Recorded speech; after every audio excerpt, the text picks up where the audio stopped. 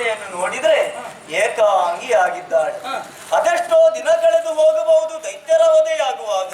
ಅಲ್ಲಿಯ ತನಕ ಮಾತೆ ಓರ್ವಳೆ ಇರುವುದೇ? ಕಾಂತೆಯಾದಂತ ಇವಳಿಗೆ ಕಾಂತ ಬೇಡುವೆ?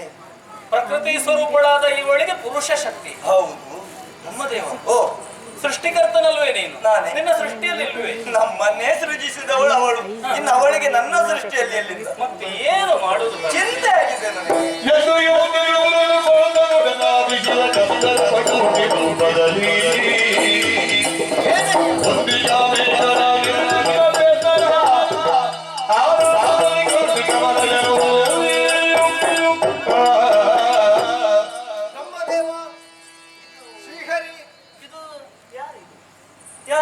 ಯೋಚಿಸಬೇಕಾದಂತಹ ಅವಶ್ಯಕತೆಯೇ ಇಲ್ಲ.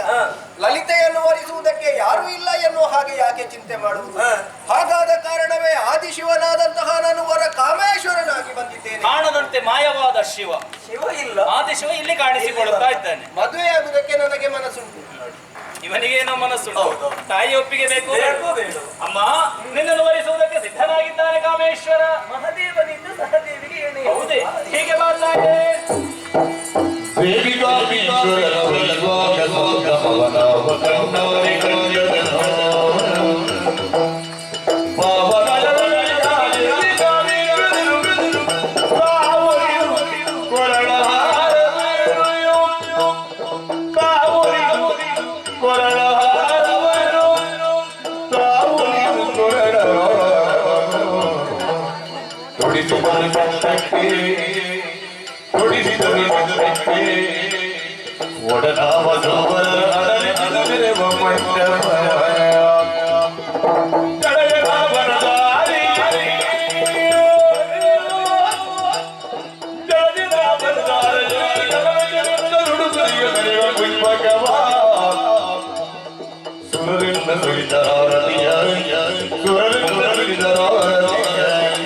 ಜಯ ಜಯ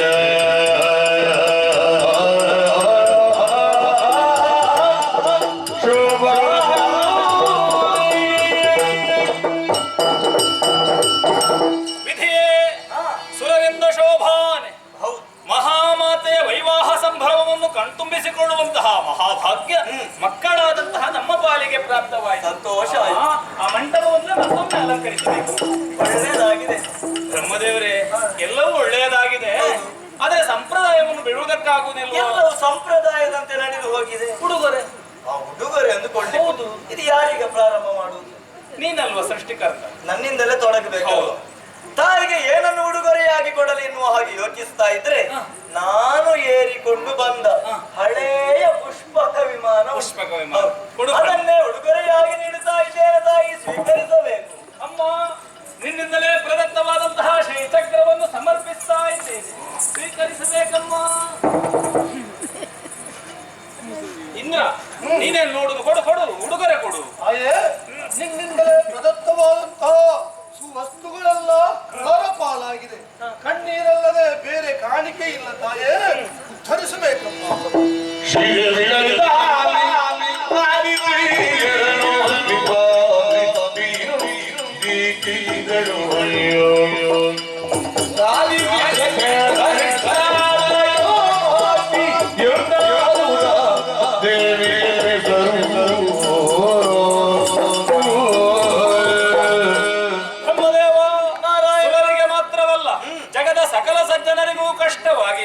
ಇದನ್ನು ಪರಿಹರಿಸುತ್ತೇನೆ ಎನ್ನುವ ಹಾಗೆ ಸುರರೆಡೆಗೆ ಕೃಪಾದೃಷ್ಟಿಯನ್ನು ಬೀರಿ ನಮ್ಮೆಲ್ಲರ ಕಾಮನೆಗಳನ್ನು ಪೂರ್ಣಗೊಳಿಸುತ್ತೇನೆ ಎನ್ನುವ ಹಾಗೆ ಮಾತೆ ಕಣ್ಸನ್ನೆಯ ಮೂಲಕವಾಗಿ ಅಭಯವಾಣಿಯನ್ನು ಕೊಟ್ಟ ಹಾಗುಂಟು. ಹಾಗಾಗಿ ನಮ್ಮೆಲ್ಲರ ಕಾಮನೆಗಳನ್ನು ಈಡೇರಿಸುವಂತಹ ಮಹಾಮಾತೆ ದೇವಿ ಕಾಮಾಕ್ಷಿಯಾಗಿ ಜಗದ ಸಕಲರನ್ನು ಅನುಗ್ರಹಿಸುವಳಿದ್ದಾಳೆ ಎನ್ನುವುದೇ ಸುಸ್ಪಷ್ಟ. ಸಂತೋಷ. ಆದಷ್ಟು ಶೀಘ್ರವಾಗಿ ಕಳನನ್ನು ವಧಿಸಿ ನಮ್ಮೆಲ್ಲರನ್ನು ಉದ್ಧರಿಸಬೇಕಮ್ಮ.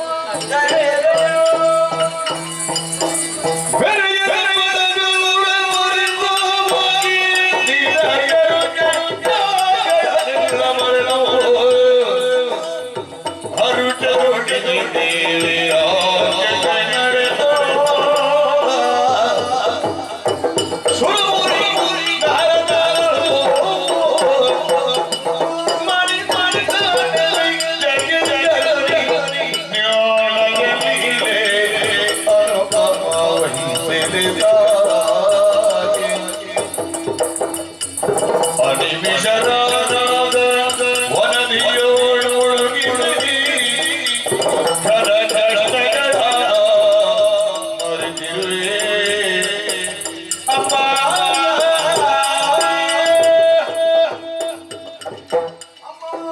ಸರ್ವೇಶ್ವರಿ ಸರ್ವತಂತ್ರಿಗೆ ಸ್ವತಂತ್ರಿಗೆ ಲಲಿತಾಂಬೆ ನಮೋ ನಮಃ.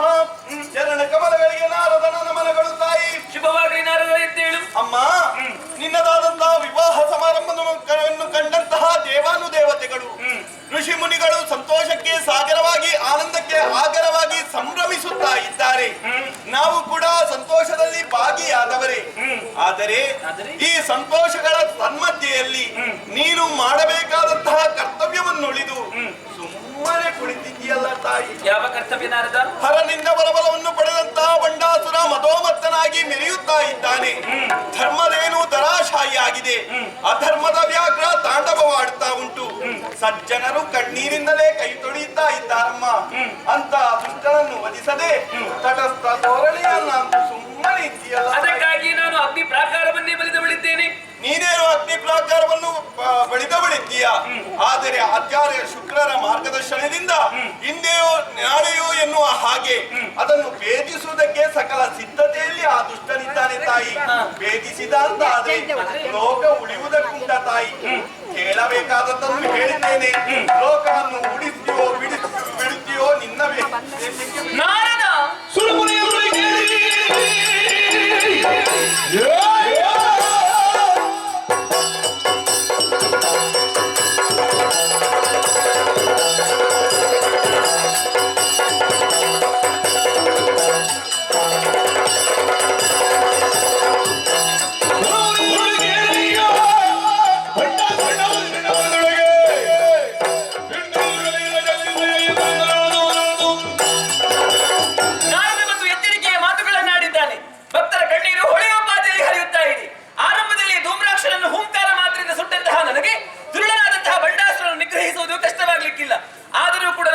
ಮುಂದುವರಿಬೇಕಾಗಿದೆ. ಅದಕ್ಕೆ ಬೇಕಾಗಿ ಈ ಕ್ಷಣದಲ್ಲಿ ಇಚ್ಛಾಶಕ್ತಿಯಿಂದ ಶಕ್ತಿನಾರಿಯನ್ನು ಸೃಷ್ಟಿ ಮಾಡುತ್ತೇನೆ.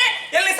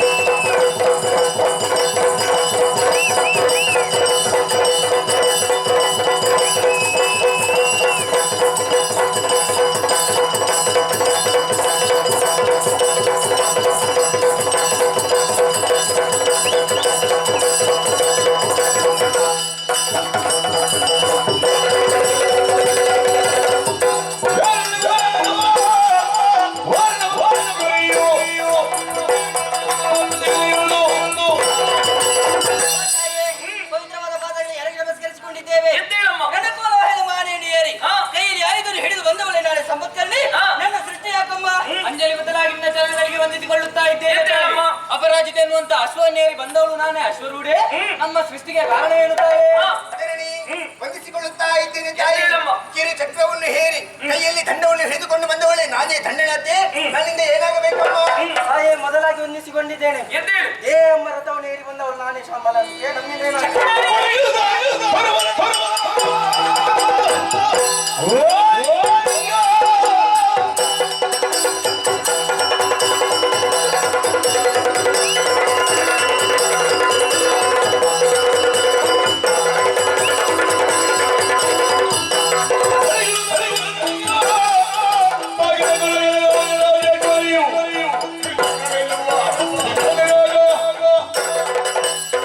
ಶಕ್ತಿನಾರಿಯರೇ, ಧರ್ಮದ ಮರ್ಮವನ್ನರಿತು ನಿಮ್ಮನ್ನು ಸೃಷ್ಟಿಸಿದ್ದೇನೆ.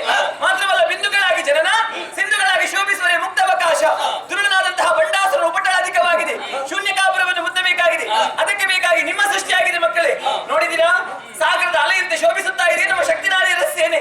ಕಾಲ್ನಡಿಗೆಯಲ್ಲಿ ಬರುವಂತಹ ಸೇನೆ ಅಧ್ಯಕ್ಷೆಯಾಗಿ ಶ್ಯಾಮಲಾಂಬೆ ನೀನು ಮರೆಯಬೇಕು. ಆಗಲಿ ತಾಯಿ. ರಥವನ್ನು ನಡೆದುಕೊಂಡು ಬರುವಂತಹ ಸೇನೆ ಅಧ್ಯಕ್ಷೆಯಾಗಿ ದಂಡನಾಥೆ ನೀನು ಮರೆಯಬೇಕು. ಆನೆಯನ್ನು ನಡೆದುಕೊಂಡು ಬರುವಂತಹ ಸೇನೆ ಅಧ್ಯಕ್ಷೆಯಾಗಿ ಸಂಪತ್ಕರಣೆ ನೀನು ಮರೆಯಬೇಕು. ಕುದುರೆಯನ್ನು ಏರಿಕೊಂಡು ಬರುವಂತಹ ಸೇನೆ ಅಧ್ಯಕ್ಷೆಯಾಗಿ ಅಶ್ವರೂಢೆ ನೀನು ಮರೆಯಬೇಕು. ನಿಮಗೆಲ್ಲರಿಗೂ ಸೇನೆ ಅಧ್ಯಕ್ಷೆಯಾಗಿ ದಂಡನಾಥೆ ಬರೆಯುವಳಿದ್ದಾಳೆ. ದಂಡನಾಥೆ ಬಂದು ಕಾಲ ಕಾಲಕ್ಕೆ ನನಗೆ ವಿದ್ಯಮಾನವನ್ನು ಹೇಳಬೇಕು. ನಿಮಗೆಲ್ಲರಿಗೂ ಸೇನೆ ಅಧ್ಯಕ್ಷೆಯಾಗಿ ನಾನು ಮೆರೆಯುವಳಿದ್ದೇನೆ. ನಾನು ಬರುವಂತಹ ಬಗೆ ಹೇಗೆ ಗೊತ್ತೇ?